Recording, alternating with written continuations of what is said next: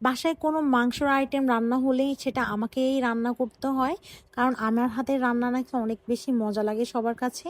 সাথে বিকেলবেলায় একটু বের হয়েছিলাম ফুচকা খাওয়ার জন্য। আমার কাছে কিন্তু এরকম ঝলমলে আকাশ বেশি ভালো লাগে। একটানা মেঘলা আকাশ ভালো লাগে না, বা বৃষ্টি একটানা হোক এটা পছন্দ না আমার একটুও।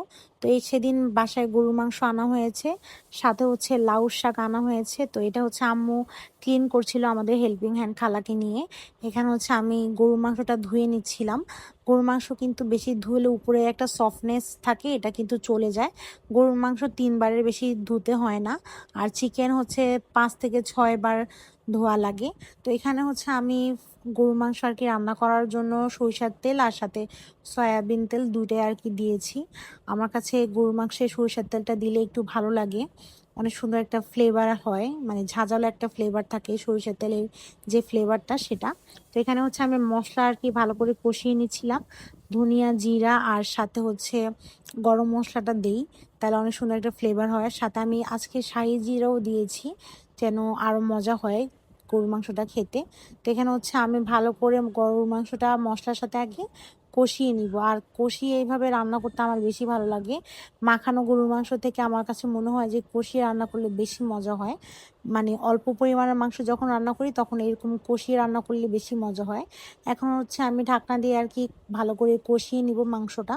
গরুর মাংস যেদিন বাসায় রান্না হবে সেদিন কেউ সবজি খেতে চায় না, তো এই জন্য আর কি সবজি রান্নাও করা হয় না সেদিন। তো এখানে আজকে জাস্ট শাক আনা হয়েছে, শাকটা ভাজি করা হবে, সাথে ডাল রান্না হয় আর এই গরুর মাংস, এই 3টা আইটেম হলেও হয়ে যায় আমাদের। আর এদিকে আমার গরুর মাংস রান্না হয়ে গিয়েছে, একদম সফট হয়েছে মাংসটা, খেতেও অনেক মজা হয়েছিল। তো দেন আমরা বিকেলের দিকে আর কি একটু বাইরে বের হয়েছিলাম, কারণ জিতু আর কি বলছিল ওর নাকি রাজ কাচুরি খেতে ইচ্ছা করছিল।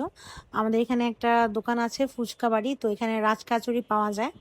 তো এখানে চলে এসেছিলাম। আর ইনায়া দেখতেই পাচ্ছেন এসেই হচ্ছে দুষ্ট করছিল, আর বাইরে আসলে বুড়িটা অনেক বেশি খুশি হয়, ওর অ্যাক্টিভিটিস দেখলে আমরা বুঝতে পারি। তো এখানে হচ্ছে একটা ফুচকা নিয়েছিলাম, সাথে হচ্ছে এই রাজ কাচুরি নিয়েছি। এটা কাইন্ড অফ দই ফুচকার মতোই আমার কাছে লাগে রাজ কাচুরিটা। তো যেহেতু এখানে ট্রাই করছিল আর কি, আমার কাছে বেশি একটা ভালো লাগে না। আমার কাছে কেন জানি দই ফুচকার থেকে নর্মাল যে ফুচকাটা পাওয়া যায় এই টক ঝাল মিষ্টি যেটা, সেটাই আমার বেশি ভালো লাগে। তো এখানে হচ্ছে জিতু রাজ কাচুরি খাচ্ছিল, আর আমি আর ইনায়ার বাবা মিলে হচ্ছে ঝাল ফুচকাটা নিয়েছিলাম। আর লাস্টে হচ্ছে আমাদের এদিকে একটা নতুন দোকান হয়েছে, ওখানে মালাই চা পাওয়া যায়। তো ভাবলাম এখান থেকে মালাই চাটা ট্রাই করি। তবে আমি সবসময় চা খাই না, মাঝে মাঝে আর কি খেতে ইচ্ছে করলে খাই। তো আমি আর জিতু শেয়ার করে মালাই চাটা খেয়েছি।